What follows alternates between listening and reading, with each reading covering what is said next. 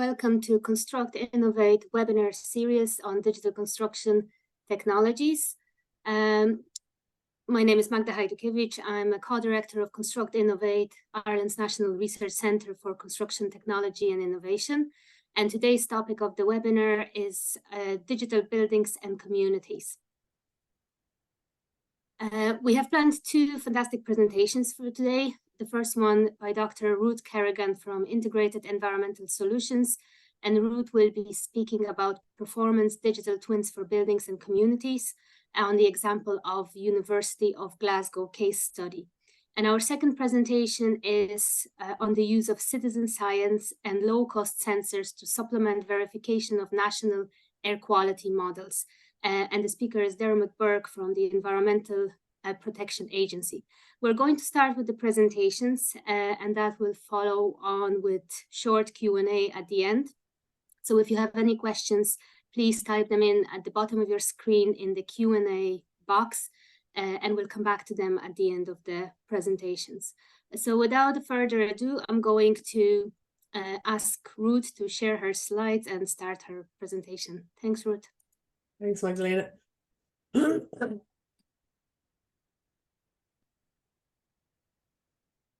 Is that okay? You can see that?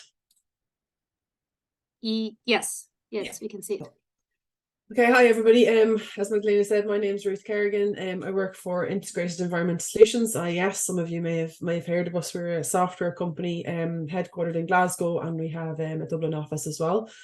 So I'm going to talk today about performance digital twins for buildings and communities, and I'm going to talk in particular about one case study that we've done with the University of Glasgow, as it showcases both kind of building level and community level modelling and analysis. Just a bit of history of working with the university and kind of where all this came from. So we started working back with the university in about 2015. We had a number of academics that were using the software, licenses on undergraduate and postgraduate projects. They were creating IES models. We were working with them, a number of the academic lecturers as well. And they were doing a good bit of research on reducing energy consumption. And in 2019, we got an Innovate UK funded project, which allowed us then to kind of collaborate a bit wider across the campus. And University of Glasgow at the time had started on their smart campus, a 1 billion investment into 5 new buildings on a proportion of the campus. And they're also starting to look at their net zero goals and working towards 2030 and how far they could get on that net zero journey. They actually announced a plan to be net zero by 2030 without telling anybody, which all the estates team and the academics were very happy about. And then said, right, now we have to figure out how we're going to get to net zero by 2030. So this was when we started, creating digital twins, and a lot of our updates to our software, research, advancements to the software actually kind of also happened through this project and through this engagement with the university. So it's a nice kind of example of collaboration with working with academics to also deliver commercial software that can be used elsewhere. And now we're continuing to work with them in the last year. It's an ongoing kind of commercial work with them, which is now looking at ensuring these new buildings perform as expected, which I'll talk a little bit about in a while. Also analysing and optimising their existing buildings to help identify areas for further improvement, and then looking at the wider campus to help them to understand how they can get towards that net zero strategy, and looking at both decarbonisation of the buildings, but also decarbonisation of their district heating network, which is a key part of their campus infrastructure. So I'm going to start with just a bit of what do we call a performance digital twin, because obviously there's a lot of different definitions out there about what a digital twin is, and what it means to us in IES. So there's loads of different digital twins out there. Infrastructure been around for a long time, bridges, roads, manufacturing also has had a lot of digital twins for a long time to monitor production lines, optimize processes. In the energy world, you're optimizing grid distribution, predicting equipment failures, and then in buildings, energy management, space utilization, and then healthcare, another place where again digital twins have been kind of talked about for some time as well. From a performance digital twin perspective and what that means, we call this a digital representation of the building's physical and functional characteristics to stimulate its energy performance. So we're looking at the physical infrastructure of the building, we're looking at the systems in the building, we're looking at the flow of heat and energy throughout that building. And that starts with that IES virtual environment building physics dynamic simulation model. And then what we're doing is we're streamlining that with the actual information from the building that we can take from data, from sensors, from real-time systems, whether that's a BMS system or IoT sensors that you place in the building. And we're replacing any, design assumptions with those real-time data. And what you're doing is you're creating a real-time digital replica of that physical infrastructure. So it's a mix of the physical building model and its characteristics and the data that we can get in real time from that building. And we also use some, machine learning AI techniques to either fill gaps or predict profiles based on other parameters such as, occupancy sensors, things like that. So what you're trying to do is really create as good a replica in real time of the building as you can. Why do we want to do that? Obviously performance monitoring. We want to monitor the real-time performance of the building and its assets, and I'll talk about that again with respect to the University of Glasgow and why that's so important. We also want to be able to optimize and improve the systems and their efficiency. And we want to be able to look at multiple views and how do we actually analyze that data, generate operational insights, and then test scenarios. I think that's a real key one as well. Like, what if scenarios? If I was to do this, if I was to do that, what impact would that have on my building? And that helps in the decision-making process to de-risk what you're about to do in your building before you do it, and remove that kind of need for trial and error as well. When can they be used, or when are they useful? So if we look at the entire RIBA process, from stage 0 to stage 7, really, we're creating digital twins at any part of this process. It can be done right at the beginning of an early concept model, and we're actually working with other companies right now that have, say, architectural tools where we are allowing them to use our simulation engine to actually run simulation analysis with their architectural models at very, very early concept design stage. Then we can bring that model through to technical design, and we can do what's called compliance, where you're now doing your LEED or your BREEAM analysis, or your BER analysis for your simpler buildings. And then you're bringing that through to your building in use and building and construction and in use. So across this, we've got, you can then use that digital twin for your post-occupancy evaluation. You can use it to close the performance gap, monitor performance drift, but also look at those what-if scenarios of how do I get to net zero, and how do I measure and verify that my building is actually performing as it should. So this is the well-known performance gap from RIBA, where we start out with the building that's, supposed to be excellent, NZEB, A-rated, whatever constraint you're putting on it. But over time, as you go through detailed design, construction, commissioning, and building operation, this curve drops off because changes get made. We've got value engineering kind of comes into it. Buildings are commissioned poorly, and then typically buildings are operated for comfort, even though they're designed for energy as well. So what we're trying to do with the performance digital twin is to change that S curve into a U curve, bring that back up to commission it to the as-built model instead of commissioning it to the compliance model, and then optimizing the performance as the building is operated in real time. And who will benefit from this? Well, obviously, the person operating the building will get that real-time insight into the system's performance, so they can really make sure that their building is actually performing as it should. Lots of buildings don't. Managers can help make informed decisions, as I said, de-risk what they're about to invest in, make sure they're making the best decision for the best building, and every building is different. Design engineers can test and optimize their designs in that virtual environment, so remove the need for trial and error. We can also get early warnings about potential issues, so looking at things like predictive maintenance as well. And end users and customers can get a better service, better experience, and be more proactive instead of reactive about how they're managing their buildings. And let's help us to actually decarbonize at the lowest cost and at the lowest risk as well. Excuse me. So some examples of digital twins then across the University of Glasgow campus. So let's put this kind of theory into practice and where we used it. So there was 4 buildings that we created detailed calibrated digital twins, performance digital twins. There was the James McEwan Smith, the ARC, the Advanced Research Centre, Institute of Health and Wellbeing, and Adam Smith. So these are all now, Adam Smith is actually due to open soon. Institute of Health and Wellbeing has only just opened, and the James McEwan Smith opened back in 2022, and the ARC opened last year. So these are 4 brand new buildings across the campus. We then looked at a number of existing buildings. I'm going to pick up the library building, which was one of their biggest energy users as well. And it had already been reclad, so it had already undergone kind of an energy retrofit project. And it was kind of a case of what else can we do to it? What more can we do to it? And then we looked at the entire campus as well. So we also created a campus model with all of the buildings on both the north and the south side of the campus. We also have an electricity network model created of the campus, which is also a network digital twin, and the same for the district heating network.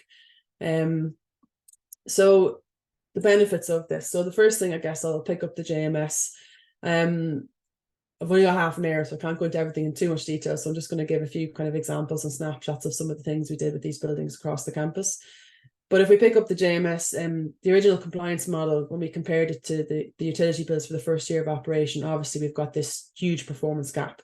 Now, that's not a case that the compliance model wasn't correct. It was correct, but obviously you've got a lot of loads that are not considered as part of that compliance model that are now part of that building and operation.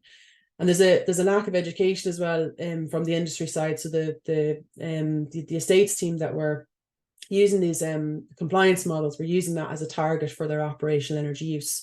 So that's what they were thinking. This is what my bill is going to be. This is what my space heating is going to be needed for my district heating network as well. And that's what they were working off. But that's not the reality. The compliance model is measuring your asset. It's not measuring your building operation.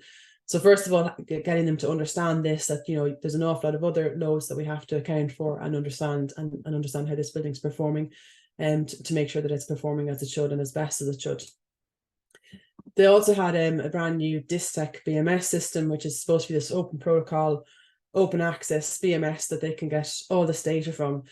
Wasn't quite as simple as that. It was actually quite tough to get the data from it, and they didn't also have a remote connection initially. It was just a computer in a basement. But when they go into this BMS, you know, they see all of this information and all of these data points and all of these channels, and it's very overwhelming then to understand, well, what can I actually do here, and how can I understand how my building is performing as it should. So what we do is we come in and we create that building performance digital twin, as I described previously, and we're now calibrating that model. So you can see your measured energy consumption versus your simulated energy consumption. And this is a calibrated model of how the building's actually performing. So it's not a model of how the building should perform, or it's not an optimized model, but it's a model of how the building is now performing in real time at any point in time. So what we need to do then is understand, is it performing actually as it should? So to pick up another example, which was on the ARC, that compliance model for the ARC estimated initially that the energy use would be about 250 to 300 kilowatt hour per meter square per building. Per meter square per year, and that's again like similar to the JMS. That's what they were using as those operational targets. We then did a redo of the model after the fit out. So we did a more detailed energy model and took into account a lot of those unregulated loads and how the building was actually going to be operated, and that estimated that the use would be between 400 to 450. So you've now gone from 250 to 400 to 450. The actual energy use at the moment is actually about 500 to 550. So straight away, you're double what that initial compliance model was, and even higher than what the fit out was. But the other thing was, when we did the monitoring based commissioning on this building, was there was a lot of irregularities in the metering, a lot of meters not working, a lot of information missing. So understanding how to then actually improve this building was then quite difficult. Some examples with the library. Again, created a detailed performance energy model of that of the library to understand, to see what we could do. So you can imagine, I kind of look at this like kind of like the Weasley's house from Harry Potter. So you can imagine the BMS over the years, somebody makes one change, and somebody makes another change, and somebody makes another change, and over time you end up with a kind of a hodgepodge of different changes that have been made to the BMS without anybody kind of tracking why they were actually done. So when we went in to actually analyze, you know, just to check and see, you know, how is this library working, we found that there was AHUs on 24/7 that didn't need to be on 24/7. Schedules like set point variations across different spaces, you know, some up to 26 degrees, some down to 21 degrees. So lack of kind of like standardization across the various spaces in the library.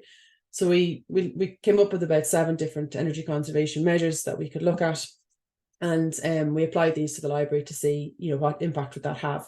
So straight away, this is for 1 month of the year, and we could get a reduction of 31% in heating and 6% in electricity, and that would save them about £94,000 per year. So that was literally just by, you know, doing a quick analysis of the BMS and how it's working, putting that back through the digital twin to see what savings you could get, and then off you go and make those strategies. So some very low hanging fruit, quick wins that could be gotten. But in addition to that, they also want to see that the library opens from 6 a.m. in the morning till 2 a.m. in the morning. But obviously you don't have people in the library all of those times. They're actually heating and lighting heating the library 24/7 and lighting it 24/7. So even though it's closed at 2 a.m., the lights are still actually on at 3, 4, 5 a.m. because nobody actually goes around to turn them off. They're not on any automated system. So one of the other things that we actually looked at was to say, right, well, there's occupancy census in the library. We did an analysis of when are people in the library. And when, say, the maximum peak you're probably getting is around 1,600 occupants on a typical term week, and then you get higher, say, in the exam periods. So if we took a kind of a basin of 400 occupants and we said, right, let's look at the times when there's less than 400 occupants in the library, and then let's shut down floors 5 and upwards. So we'll reduce our set point temperature to about 15 degrees. We won't turn it off completely. And let's put that through the digital twin and see what impact you could have. Now, you can imagine if you were trying to do that analysis, you know, by hand to understand what kind of savings you could have, it would take, you know, quite a bit of time. Because we had the performance digital twin of the model, you know, a couple of hours work, change various set points, look at those different strategies, and we're straight away be able to predict the savings. And it's coming out about £315,000 per year. So straight away, when you're talking to the university and you're saying to them, look, you know, here's an example of, they're kind of looking at this going, oh, that's a bit complicated. When I say, well, you're going to save £315,000 per year, you can employ somebody to do that and go around and manually turn off the lights. They're kind of like, that's interesting. Yes, that's something we could definitely do. And then imagine if you replicated that across the entire campus and started to see, well, where else could we actually optimize savings from space use? So another thing they were looking at was one of their engineering buildings was shutting it down over Christmas because they, again, light and heat the entire building for probably about 4 or 5 professors that come in over the Christmas period and insist on coming in over the Christmas period. And straight away when they said, look, you know, if we actually shut down this building for the week over Christmas completely, we're going to save £20,000. That could fund a PhD student. And then the professors are on board and saying, yes, actually, okay, we're okay with this. The last thing then just to pick up on was the campus model. So like that, we did a model of the entire campus as well. This, I won't say that it's calibrated, but what it is it's tuned to the substation data across the campus. So it's not as accurate a model as the building physics model for the individual buildings. But we do have, so what we did was there was an asset register that had been carried out by CBRE that we took into account to update each of the buildings and make sure that the fabric was as best as it could be. We also had MPAN and MPR data, substation level data across the campus that we could verify the figures to. And you can see up here that you know, we've got a pretty close validation. Now again, it's law of averages. If you went into each individual building, is it going to be exact? No. But when you're looking at this from a campus level, and then we start to see, well, what campus strategies could we employ? So we looked at a couple, again, low-hanging fruit scenarios. So the first one was looking to say, well, so one of the things the university are very interested in is changing all of their lighting. They're currently, the majority of the buildings have fluorescent lighting. So they want to change that to LED and put in dimming controls. So if they did that across the entire campus, they would likely to save 16% energy and have a total cost saving of £1 million. So that then allows them again to kind of say, okay, well, let's have a look and see how much would this cost us, but also take a portfolio through the lens approach. So you're now taking an approach to say, I'm going to pick a strategy and I'm going to apply that across the entire campus so I can bring a contractor in and get the best value for my money by doing something to all my buildings at once instead of going one building at a time. There's a lot of strategies will take the worst performer first and do that and then go to the next one. But instead you could pick one strategy that you could apply to all buildings, get somebody in, get the best value for money and do that to all your buildings first. Similarly, we looked at another strategy, which was we picked up 3 buildings where we did look to say potentially you could do some roof replacements and 11 where you could do some window replacements. That was only going to save you about 2% of your total consumption annually and about £52,000 per year. So similarly there, you can kind of say, well, which strategy would I prefer to do?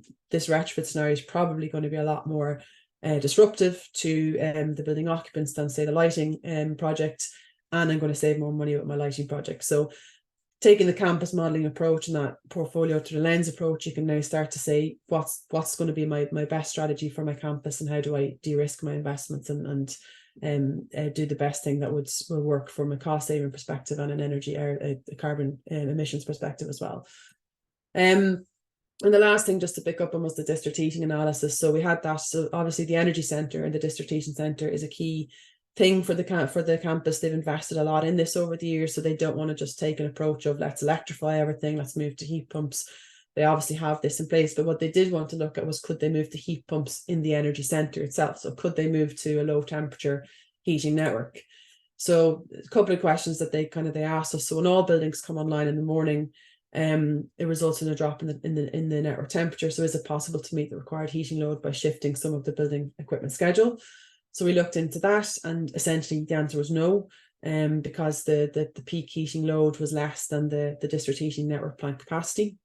So that one wasn't possible. But the second one, to say, could we actually reduce the network supply hot water temperature from 82 to 72 to allow for a different type of system efficiency? And the answer is yes. And then obviously most of the buildings had underfloor heating systems, radiators, those type of systems. So where we had those buildings, the answer was yes. Some of the buildings where you might not have those systems, you might have to take them off the district heating network and put in secondary systems. But at a high level, and this was a very high level study, the answer was yes. And early calculations showed that switching to something like a low temperature network system, you could increase your system efficiency up to 40%. But there would have to be some updates to equipment in the building. So again, they can take this now. So we're actually about to work with them on another study to look at this in a much deeper dive and see, okay, could we actually make this work? And we're working with another contracting company who would look at the equipment and the infrastructure for doing it as well, and start to actually cost what this would do for the university.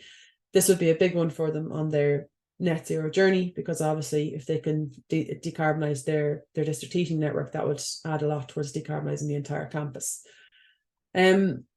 So just to summarize, in general, how can performance digital twins, help you, whether it's your building or your campus? So the first thing is like that, look at the portfolio as a whole. Don't necessarily start with the worst performers. There might be other constraints that need to be considered, like if you're a campus or a portfolio manager or whatever your buildings are, there go be things like tenant leases, regulatory issues. You might not be able to do a retrofit until there's at least a break in the lease. But if you look at the portfolio as a whole and look at everything, including those constraints, then we can start to look at, say, joint procurement approaches, centralized approaches to purchasing, optimize that capital expenditure and enable smart sequencing as well of what you're going to do. Then from the building specific side, create asset specific plans. So while we can look at it from that top level portfolio as a whole, we also need to look at each building as being individual buildings, because every building is different. There isn't going to be one size fit all approach for every building. Measure your baseline, understand your starting point, and do this in iteration with the portfolio as a whole. So it's not a one-off exercise. It's something that you kind of have to monitor and keep an eye on as you're going forward on your plan. Create a full pathway to net zero. So a lot of the time it's like, oh, how far can I get by 2030? Okay, we'll aim to be 30% reduced by 2030.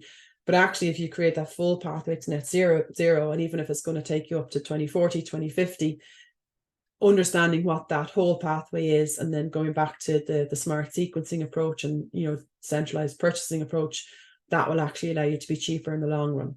And then monitor that plan on a continuous basis.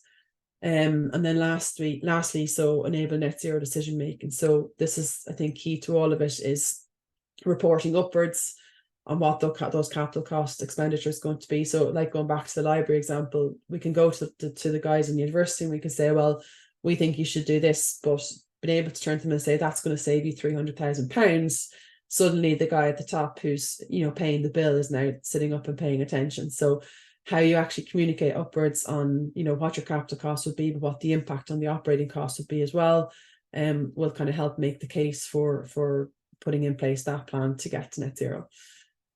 So that is me. Thanks very much, Ruth. Really interesting presentation, and showing the how to evaluate the energy performance at both the building and campus level. We'll come back to the questions at the end, and I'm going to ask Dermot to share his slides and start the presentation whenever he's ready.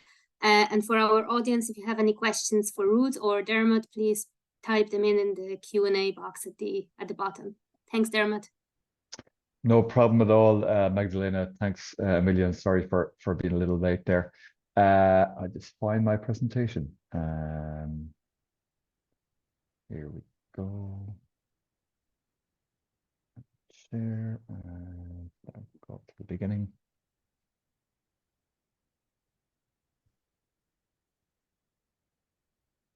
And you can see that okay? Yeah, it's fine. Thank you. That's great. Good morning, good afternoon, all. My name is Dermot Burke. I'm an air quality specialist from the National Ambient Air Quality Unit in the EPA. And I chiefly work in the realm of air quality modeling and also with communications with our air quality network around the country. So just this morning, I'm just going to mention, discuss about the use of, I suppose, indicative monitoring in our that we are using within the EPA for air quality modeling, specifically citizen science and low-cost sensor data that we're using to verify our national air quality models. So in terms of the presentation, I'll just give you a brief outline in terms of the ambient air quality monitoring that we do in the EPA, what we do, where it comes from, and how we do it. Then I'll just mention about citizen science and how citizen science is involved with air quality measurements in Ireland, and how we have, I suppose, worked with citizen science so far in terms of getting air quality data. I'll talk about a specific project called the LIFE project, Life Emerald project.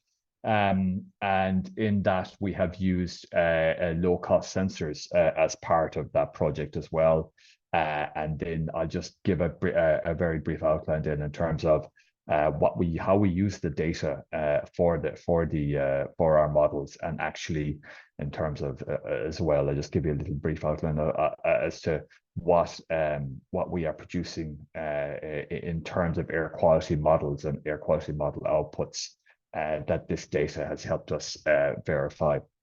So in terms of air quality in Ireland, the work that we do in the EPA, we in 2017 the National Ambient Air Monitoring Programme was set up, and there are basically under this ambient air, and it was between 2017 and 2022, and actually it still kind of continues on to this day, and I'll explain further. But basically, there are three pillars in that air quality monitoring program.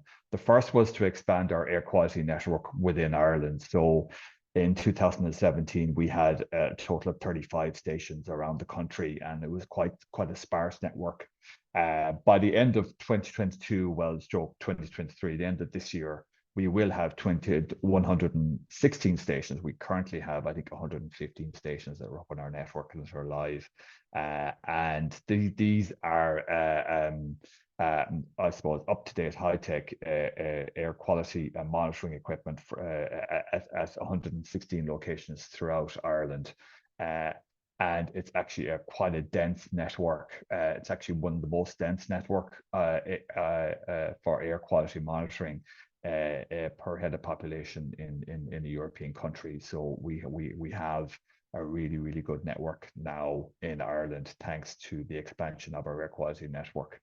The next pillar that was in our program is air quality modeling, and that is using air quality models, our modeling, computer modeling, and forecasting to basically get further information in terms of what the air quality can be in between all of those stations that we have in Ireland, and also to do a forecast.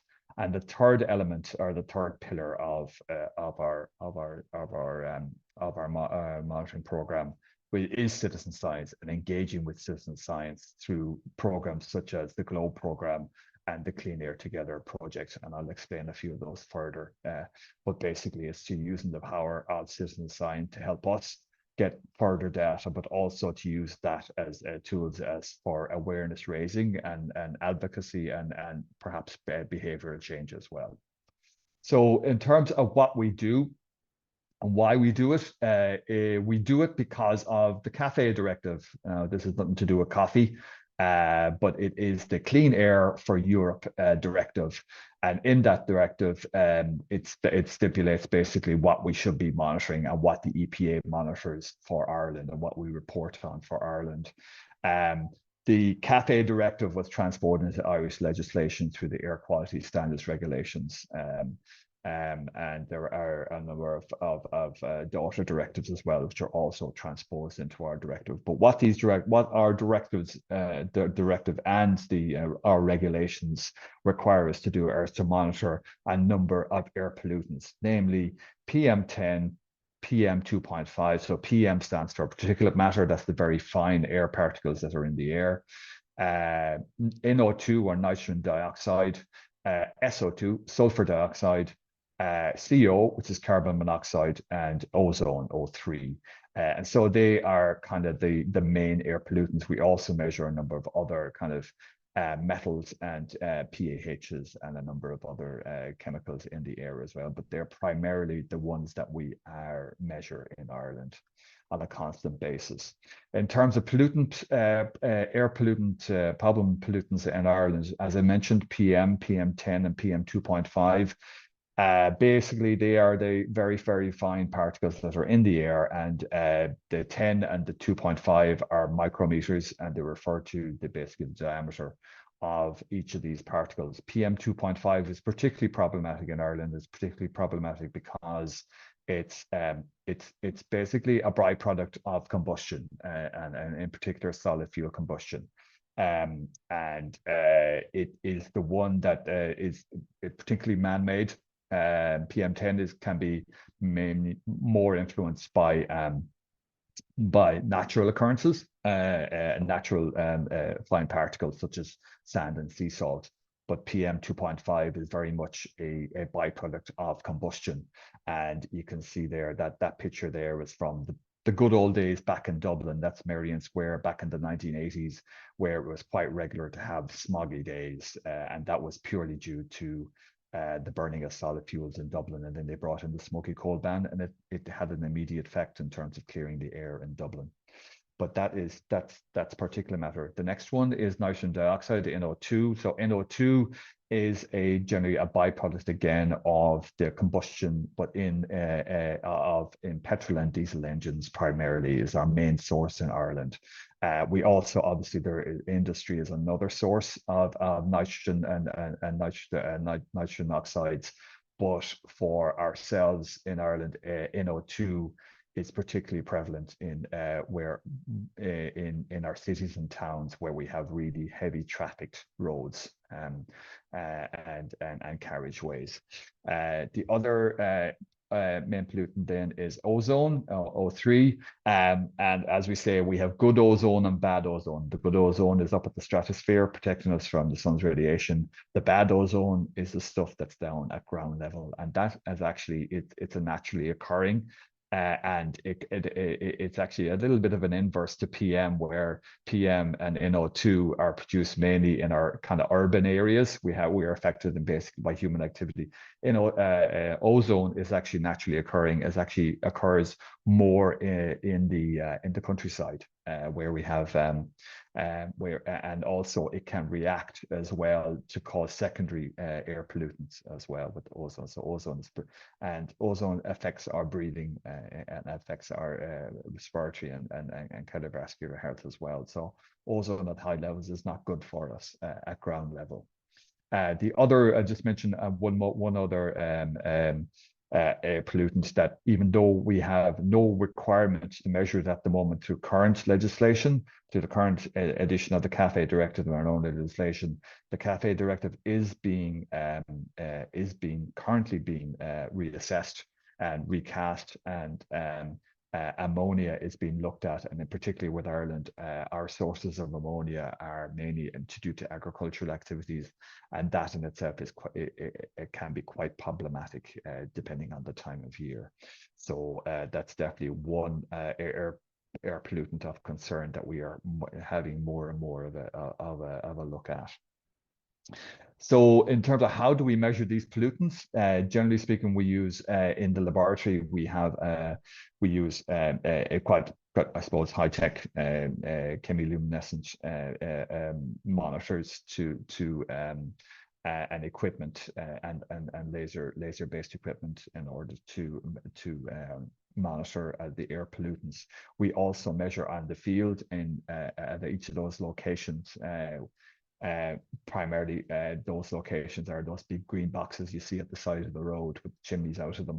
They're our monitors around the country, and also we have like a trailer. So all those monitors are they're Sense standard monitors that they cost thousands of euro per monitor, and are the most accurate way that we measure air pollution in Ireland. The other method that we use is indicative monitoring. These are lower cost sensors. It says low cost sensors, but actually they're lower cost sensors. And it can range, and I suppose the technology is improving all the time in terms of what these monitors can and the information that they can give us. But the lowest of all are diffusion tubes, and they're very effective passive way of monitoring air pollution. And also you also see a sensor that a low-cost sensor that we use, and I'll explain a little bit about that further. In terms of citizen science and those diffusion tubes, we've run a pretty successful campaign over the last couple of years called Clean Air Together. And in Clean Air Together, we're getting citizens in each of our major cities in Ireland to measure the air pollutant NO2, nitrogen dioxide, and it involves basically putting up a diffusion tube like that on a premises, on the participant's premises, leaving it for the minimum of 30 days, and then that is tested back in the laboratory, and an indicative measurement is got. They tend to over predict, but still in all, it's very, very useful in terms of getting kind of trend information in relation to nitrogen dioxide.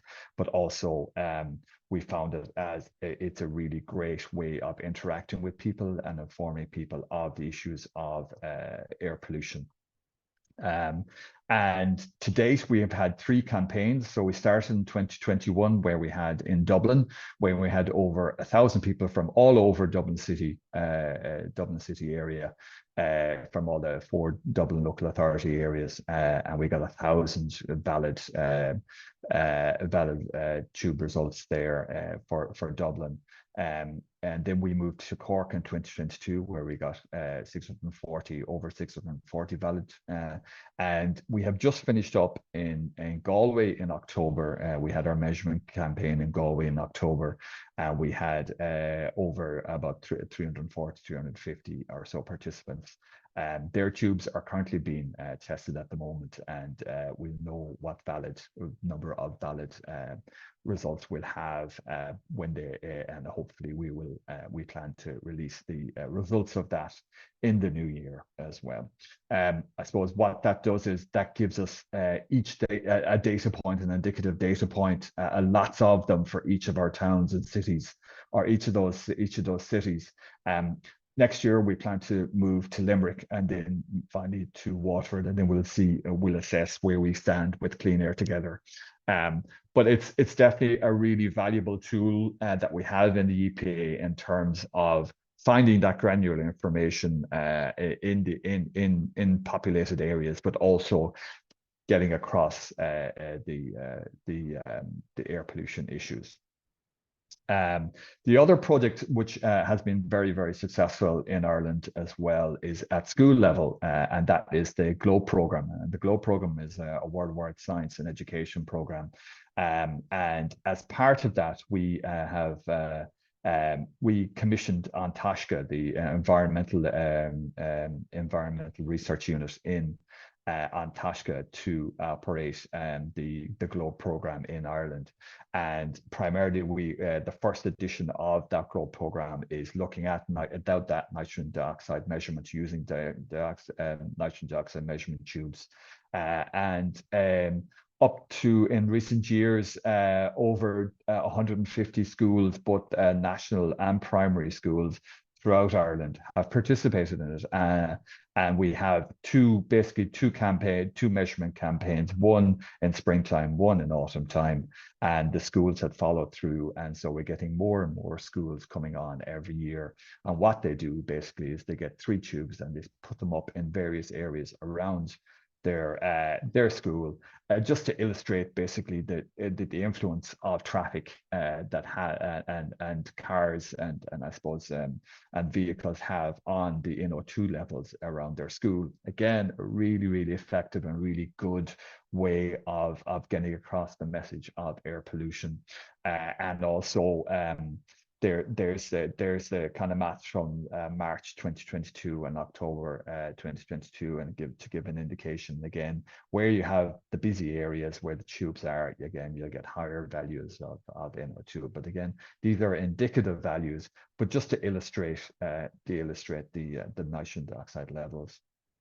And also, it's a great way for the students they can produce posters for the work that they've done and the investigations that they do.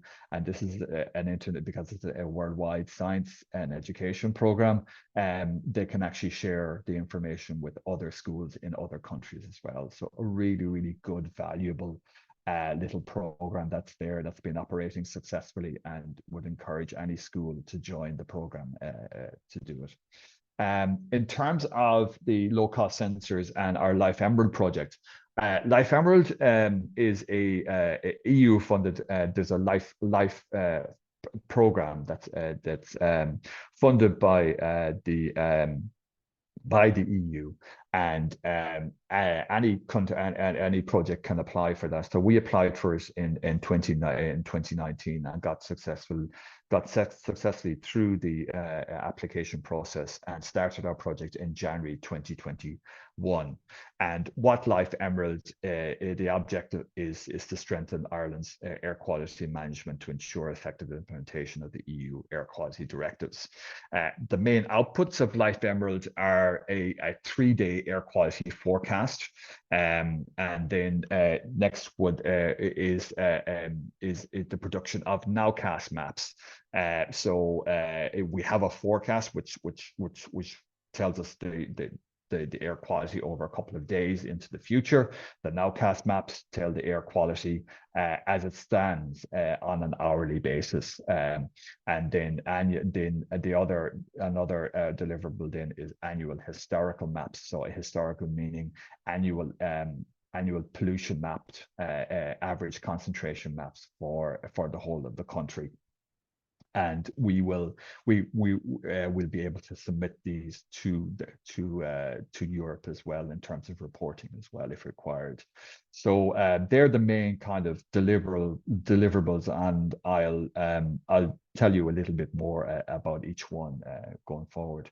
The other thing as well that we have done is we have used lower cost sensors to validate our modeling chain, and we have as part of the project we did 2 measurement campaigns, and I'll just tell you about those and to give you an idea as to what went into those. So there were 2 measurement campaigns, one in Edenderry in 2022 and in Dungarvan in 2023.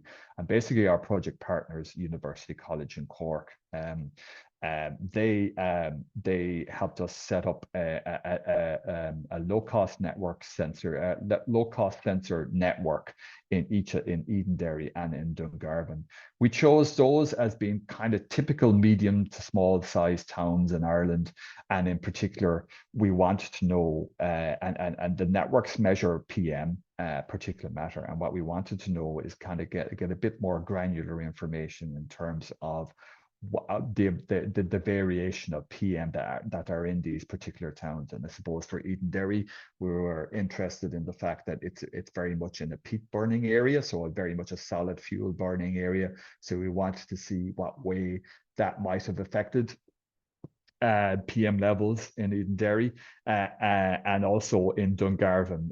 Dungarvan is a coastal town, so coastal towns can be affected by PM, as I said, by not just from residential burning, but also PM10 can be elevated because of the likes of sea salt and external sources of PM, transboundary sources of PM. So UCC set up the networks and ran the networks for, I think, in Edenderry for approximately a period of 6 months, and same on Dungarvan. And they got really good granular information. They used 2 types of low-cost sensor. A purple air sensor is the top one, and the bottom one is called a clarity sensor. And they're just the brand names. But again, these little sensors, whilst they're kind of medium cost, so they're in around €1,000 to €2,000 each per unit. And what you do is you get the unit, but you also pay for a subscription, which adds to the cost of these things. But you're basically, that's where your data is held. So you're not just paying for the instrument, you're also paying for the data storage and that side of things. But they are effective. What UCC did was that they set them up, and they set ones up at our reference sites, as in our main kind of we have a station there in Edenderry, so they set one of the sensors up in Edenderry, excuse me.